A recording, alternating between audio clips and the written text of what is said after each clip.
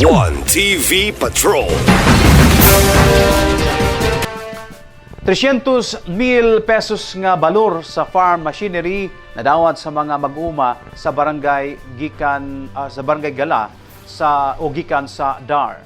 Ani ang detalye ni Richie Fernandez.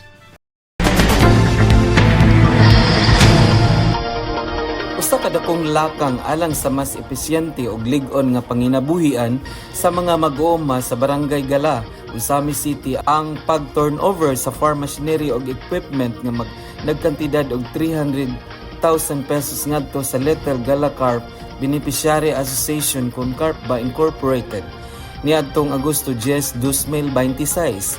Kabahin sa gipanghatag sa usa ka unit corn mill ug usa ka unit wing scale nga gilauman nga makatabang sa 79 ka aktibong membro, lakip ang 63 agrarian reform beneficiaries sa pagpakunhod sa manual nga trabaho ug pagpauswag sa ilang production ug post-harvest activities.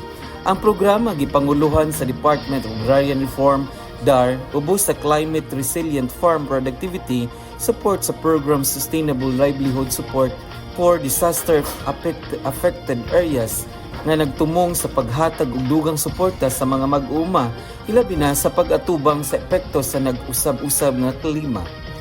Mitambong sa kalihukan sila OIC Parpo 1 Danilo M. Pilar o Carpo Karen May Espiga, Parpo 2 Rolando M. Lebetario Jr. o Arpo 2 CRFPSP Focal Person Jera Lorraine Moreno.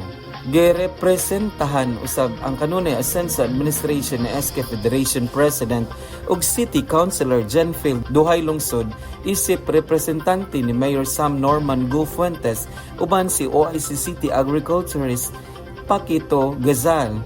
Sa mensahe ni Mayor Fuentes nga gipadala pinaagi ni Councilor Duhay Lungsod, gipasiugda ang bug-os nga suporta sa City Government of Uzamis sa mga mag-uuma ug ang kamahinungdanon sa paghatag kanila og mga gamit, teknolohiya ug oportunidad aron mas mapalambo ang produksyon ug kita sa ilang pamilya.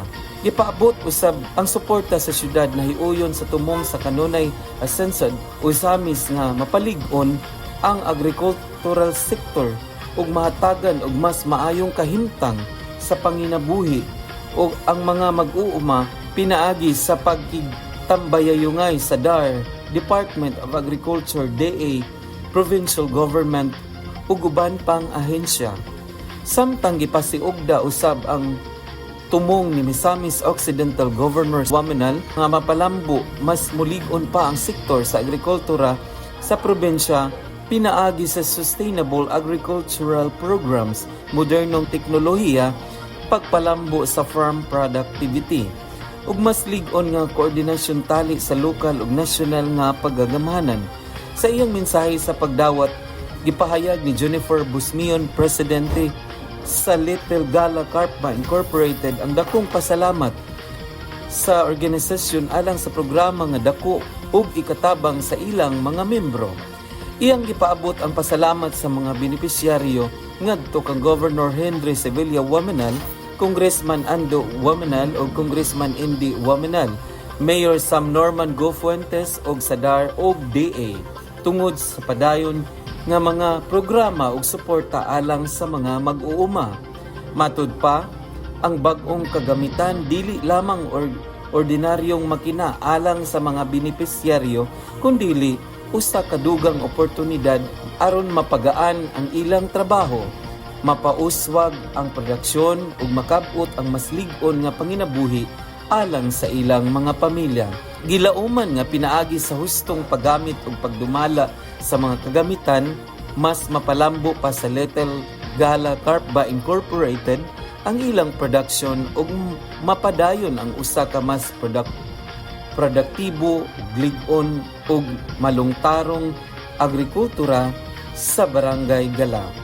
Sa panaghiusa sa DAR, DA Provincial Government of Misamis Occidental ug kanunay Ascenso Samis Administration, padayon nga gipalig-on ang suporta sa mga mag-uuma nga maoy usa sa mga importanteng haligi sa food security o pag-uswag sa lokal nga ekonomiya. Alang sa 1TV Patrol, kini si Richie Ugnet reporting. 1TV Patrol.